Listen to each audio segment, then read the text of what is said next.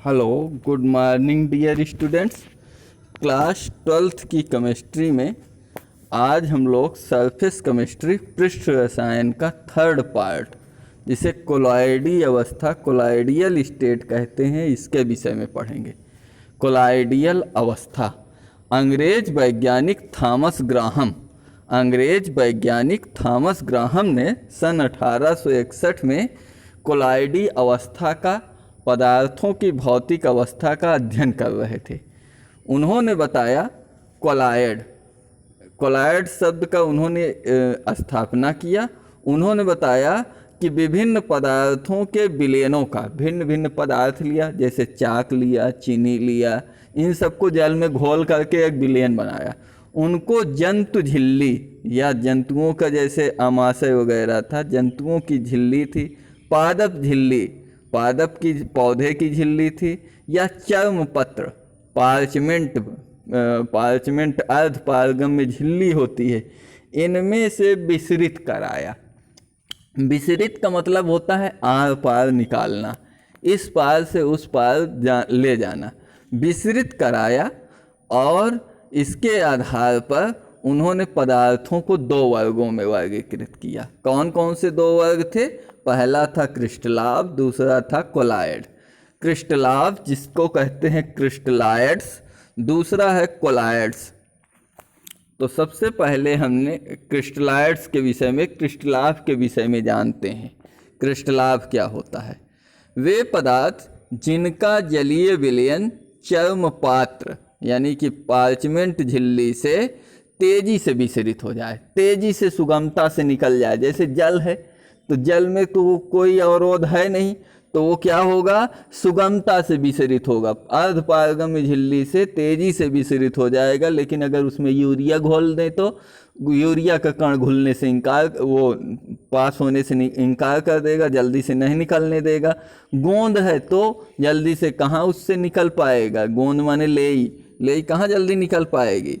तो इसलिए ऐसे पदार्थ जिनका जलीय विलयन, जल में घोलने पर जलीय विलयन बन गया, जैसे चीनी को जल में घोला, जलीय विलयन शरबत बन गया, तो वो जलीय विलयन उस पार्चमेंट झिल्ली से तेजी से विसरित हो जाता है, तो उसे क्रिस्टलाव कहते हैं। उदाहरण, अकार्बनिक लवण, कोई सा भी अकार्बनिक लवण हुआ, अम्ल हुआ, क्षार हुआ, शर्करा माने चीनी हुआ, ग्लूकोज हुआ, ग्लूकोज भी एक तरह से चीनी ही है, ग्लूकोज फ्रक्टोज उसी का, चीनी का अपघट्य है, यूरिया हुआ, नमक हुआ इत्यादि। इन सब पदार्थों का विलयन इतना पतला होता है कि ये पार्चमेंट झिल्ली से शीघ्रता से विसरित हो जाते हैं।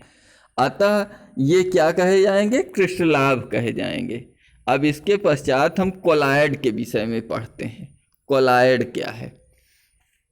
वे पदार्थ जिनका विलयन, ऐसे पदार्थ जिनको हम जलीय विलयन बना रहे हैं, जल में घोल रहे हैं, विलयन बन गया, चर्म पात्र से धीरे धीरे विसरित होता है, अर्ध पारगम्य झिल्ली से शीघ्रता से न विसरित होकर धीरे धीरे विसरित होता है। थॉमस ग्राहम ने ऐसे पदार्थों को कोलॉइड नाम दिया। क्या कहा? ऐसे पदार्थों को कोलॉइड कहा। जैसे गोंद, जिलेटिन, एल्बुमिन, स्टार्च, सैलिसिलिक अम्ल, ये ऐसे पदार्थ होते हैं। ये उदाहरण के रूप में, जैसे गोंद होता है उसी तरह का चिपचिपा टाइप के ये पदार्थ होते हैं। एल्बुमिन अंडे की जर्दी में पाया जाता है। स्टार्च आलू को काटने में जो फेना टाइप से निकलता है, इस टाइप से स्टार्च होता है, थोड़ा सा और गड्ढा उसका विलयन बन जाता है। तो ये क्या करते हैं कि अर्ध पारगम्य झिल्ली से जल्दी से शीघ्रता से आर पार नहीं निकल पाते हैं। कोलॉइडी निकाय या कोलॉइडी अवस्था, कोलॉइडियल सिस्टम और कोलॉइडियल स्टेट, वे निकाय जिनमें विलय के कण कोलॉइडी परास में होते हैं। कोलॉइडी कणों का एक परास होता है, रेंज होता है, उस बीच में जो कोलॉइडी कण पाए जाते हैं, अर्थात जिनका परास 1 नैनोमीटर से 200 नैनोमीटर एनएम के बीच होता है, कोलॉइडी निकाय कहलाते हैं। ऐसे पदार्थ जो कोलॉइडी निकाय के रेंज के होते हैं, 1 से 200 nm के बीच के होते हैं, कोलाइडी निकाय कहलाते हैं। कोलाइडी निकाय के लक्षण, जिग्मोंडी एक साइंटिस्ट थे जिन्होंने सन 1903 में कोलाइड का अध्ययन किया। जिग्मोंडी ने, उन्होंने परासूक्ष्मदर्शी, अल्ट्रा माइक्रोस्कोप, अति सूक्ष्मदर्शी, बहुत सूक्ष्म कणों को देख सकते थे, उसके द्वारा से अध्ययन करने पर कोलाइडी विलयन के प्रमुख लक्षण निम्नवत बताए।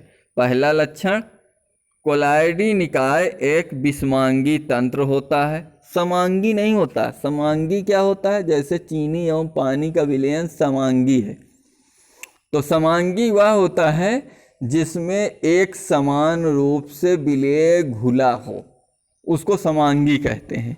जैसे चीनी और पानी को घोल दिया जाए तो शरबत बन गया।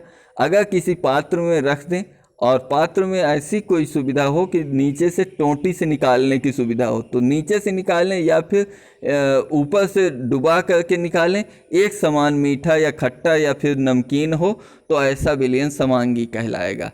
तो यह कोलाइडी निकाय जो होता है विषमांगी होता है, एक समान उसमें विलेय के कण वितरित नहीं होते हैं, तथा इसमें कम से कम 2 प्रावस्थाएं होती हैं। कौन कौन सी 2 प्रावस्थाएं? एक परिक्षिप्त प्रावस्था होती है, एक परिक्षेपण माध्यम होता है। दूसरा है, कोलाइडी निकाय वह अवस्था होती है जो परिक्षेपण के लिए माध्यम प्रदान करती है, माने परिक्षेपण के लिए, कणों के वितरण के लिए, विलेय के वितरण के लिए माध्यम प्रदान करती है, माने कि यह एक विलायक की अवस्था होती है, तथा ये सतत होती है, कॉन्टिन्यूअस, एक समान रूप से होती है, इसलिए इसे सतत प्रावस्था या परिक्षेपण माध्यम भी कहा जाता है। थर्ड है, कोलाइडी निकाय की वह अवस्था होती है जो परिक्षिप्त रहती है, एक समान रूप से पूरे विलयन में वितरित रहती है, तथा असतत होती है, इसे परिक्षिप्त प्रावस्था कहते हैं। फोर्थ है, परिक्षिप्त प्रावस्था के कणों का आकार 1×10⁻⁷ से 2×10⁻⁵ सेंटीमीटर तक होता है। परिक्षेपण माध्यम के कणों का आकार 10⁻⁷ से 10⁻8 सेंटीमीटर तक होता है। और 6 नंबर है, कोलाइडी कणों का आकार वास्तविक विलयन में विलेय के कणों से बड़ा तथा निलंबन में उपस्थित निलंबित कणों से छोटा होता है। कोलाइडी कण जो होते हैं वास्तविक विलयन से बड़े और निलंबन के कणों से छोटे होते हैं। और 7 नंबर है, कोलाइडी कण सामान्य छन्नक पात्र, सामान्य फिल्टर पेपर से छन जाते हैं, छन कर आर पार निकल जाते हैं, किंतु चर्म पात्र से इनका विसरण धीरे धीरे होता है। अर्ध पारगम्य झिल्ली से इनका विसरण बहुत शीघ्रता से नहीं हो पाता है। कोलाइडी कण आवेशित होते हैं, आवेश होता है, इन पर धन एवं ऋण आवेश अवश्य होता है, या तो धन आवेश होगा या तो ऋण आवेश होगा, आवश्यक रूप से कोई न कोई इनमें आवेश होगा। और लास्ट नंबर है, कोलाइडी कणों का कुल पृष्ठीय क्षेत्रफल बहुत अधिक होता है, अतः ये अधिशोषण की प्रबल प्रवृत्ति रखते हैं। इनमें अधिशोषित होने की, उपजाऊ होने की एक प्रबल प्रवृत्ति पाई जाती है। तो आज हम लोग कोलाइडी विलयन के विषय में पढ़े हैं। इनमें हम लोगों को चाहिए कि इनकी कोलाइड, क्रिस्टलाब, इनकी डिफिनीशन को आप लोग याद कर लें, और फिर उसके बाद कोलाइड के लक्षण जो हैं, ये हमने बताया तो 9 लक्षण दिए, लेकिन इसमें से 4-5 लक्षण आप आवश्यक रूप से, 5 या 6 लक्षण तक आप आवश्यक रूप से ध्यान रखें। मिलते हैं अगले टर्न पे अगले वीडियो में, तब तक के लिए जय हिंद।